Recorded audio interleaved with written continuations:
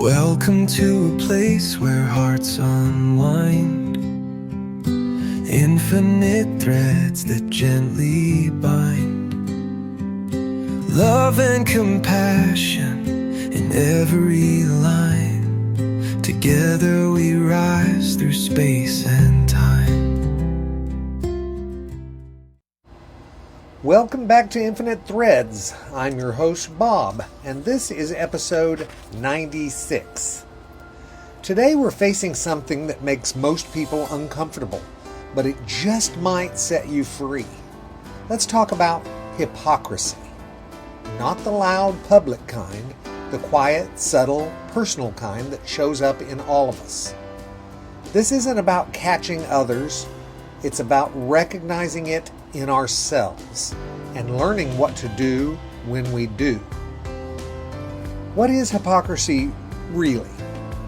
We usually think of hypocrisy as preaching one thing and doing another.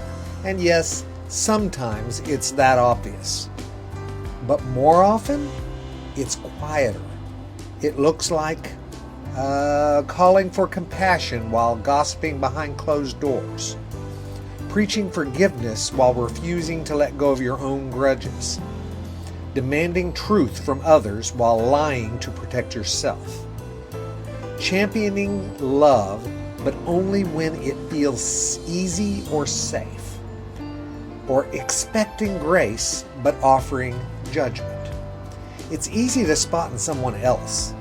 Harder to see in the mirror, because it hides behind good intentions, behind stress, behind old habits, behind stories we've told ourselves to feel safe.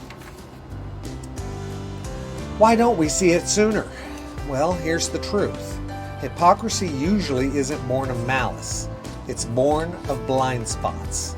It's when your values and your behavior fall out of sync and your ego steps in to protect you from noticing. But eventually, if you're growing, if you're open, if you're brave, you start to feel it. A quiet tension, a moment of discomfort when you say something that doesn't sit right, a pause after you speak, wondering, did I mean that? And that discomfort, well, that's the invitation. When you catch it, don't flee from it, stay curious. The moment you see it in yourself, your first instinct might be to run from it, to explain it away, to say, I didn't mean it, to change the subject, to point to someone worse. But growth doesn't happen through avoidance. It happens through curiosity. Try asking yourself, where did that come from? Am I trying to protect something here? Is this coming from fear or love? Do my words align with how I actually live? This is emotional growth, not perfection. Awareness. Because awareness creates choice. And choice is where transformation begins. Responding to hypocrisy with humility and love is what we need to do. So you see it. Now what? You own it. You name it gently, honestly, without spiraling into shame. That wasn't in alignment. I said one thing, but I acted differently. I want to do better. Those are the things you tell yourself. That's powerful. Not because it looks impressive, but because it removes the wall between who you are and who you are becoming. And love? Love meets you right there. Unconditional love doesn't expect perfection, but it does invite integrity. It reminds you that being honest with yourself doesn't make you weak, it makes you whole. Why reversing hypocrisy isn't just for you? When you live aligned, when your values match your choices, something happens in your relationships too. People feel safer around you. They trust you more.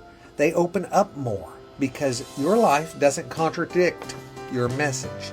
You become a healing presence. Not because you have it all together, but because you're willing to be honest about when you don't. And that honesty becomes a thread of compassion that runs through every interaction you have. What do you think it looks like in real life? Well, you stop using love as a performance and start using it as a practice. You apologize without defending. You grow in public, not just in private. You question your own thinking before questioning someone else's. You hold space for others because you've made space for yourself. It's subtle, but it changes everything because hypocrisy builds walls, but honesty, rooted in love, builds bridges. Seeing it in yourself is not failure, it's freedom. If this episode stirred something in you, if a part of you winced, if you recognized a gap between what you say and how you live, that's not the end of the story. That's the beginning. You're not a fraud. You're not a failure. You're someone who wants to live from love. And that desire, that intention, that's the very thing that starts to close the gap. So breathe, soften, realign, and remember, you're not here to appear perfect. You're here to live honestly, love openly, and grow as you go. And when you do, the people around you will notice, and they'll feel a little braver about doing the same. Guys, that's what I have noticed. I mean, on this journey that I've been on for the last few years, it's noticing the people change around me and knowing, seeing that it's because of things they've heard from me. I'm not taking credit for their change. I'm saying that living this yourself affects and changes others for the better.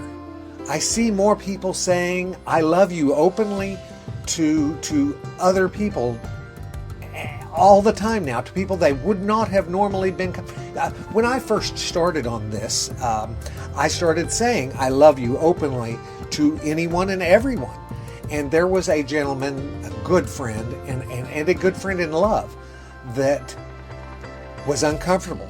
And he wrote me privately and he said, can you remove that I love you from my post? Because people will take that wrong and they'll think we're in a relationship or something like that. He was more worried about something like that. And I told him my reasoning. And yes, of course I would remove it. But he then, after I told him my reasoning and my thought process on it, he completely said, no, don't remove it. I get what you're saying. I get what you're going after. And now he does it regularly to everyone. But he was uncomfortable because that's the way we've been taught. Thank you guys for walking into this one with me. It takes courage to admit we're not always living what we believe. But that courage is what brings us back to love. And love is where everything starts to heal. Until next time, stay honest, stay humble, and stay rooted in love. I love you guys very, very, very much. And you know what I need you to do. Go out and pass that on. Later, Gators. Every story, every voice, in this love we all rejoice. Infinite threads, here we go. Welcome, friends.